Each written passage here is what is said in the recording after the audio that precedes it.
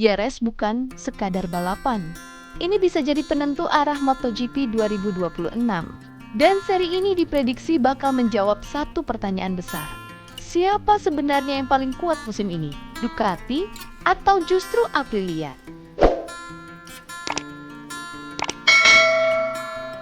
Akhirnya ajang MotoGP kembali digelar pada akhir pekan ini. Tepatnya pada 24 hingga 26 April tahun 2026 di sirkuit Jerez Spanyol.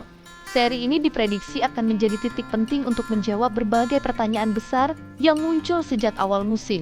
Sorotan utama tertuju pada performa dua pabrikan besar Ducati dan Aprilia. Setelah 3 seri pembuka, Ducati dinilai belum tampil dominan seperti biasanya, sementara Aprilia justru menunjukkan performa yang sangat kuat.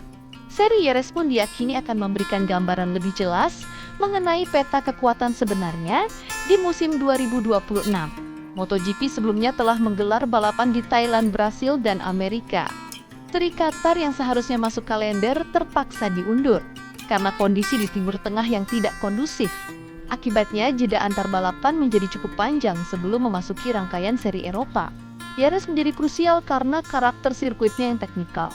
Memiliki panjang lintasan 4,42 km dan lebar lintasan hanya 11 meter, serta kombinasi 13 tikungan dengan 8 ke kanan dan 5 ke kiri. Sirkuit ini menuntut keseimbangan motor terutama dalam hal handling dan kemampuan menikung. Berbeda dengan Cota yang memiliki lintasan lurus panjang, Jerez justru lebih menekankan kelincahan motor. Kondisi ini juga membuka peluang bagi Yamaha untuk tampil lebih kompetitif. Musim lalu, Fabio Quartararo berhasil meraih pole position di Jerez menggunakan mesin inline 4. Tahun ini, Yamaha telah beralih ke mesin V4 dan performanya menjadi salah satu hal yang paling dinantikan. Namun pengembangan Yamaha tidak instan.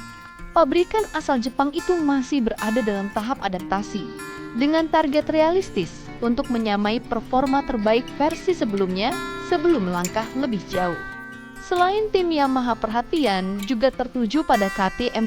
Pabrikan asal Austria itu mengubah pendekatan dengan mengurangi fokus pada top speed dan meningkatkan kemampuan cornering.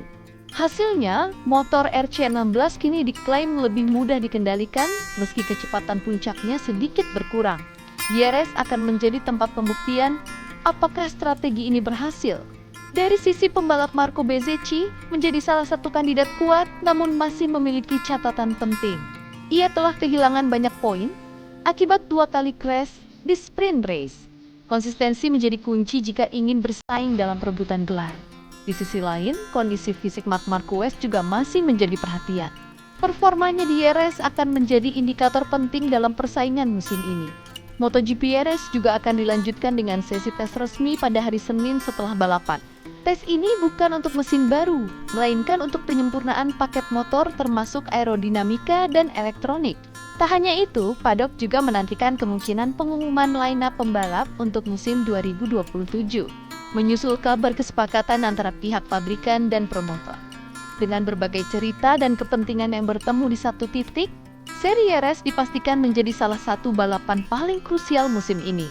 Jawaban atas pertanyaan besar, apakah Ducati benar-benar mengalami penurunan dan apakah Aprilia benar-benar unggul, akan mulai terungkap di sini.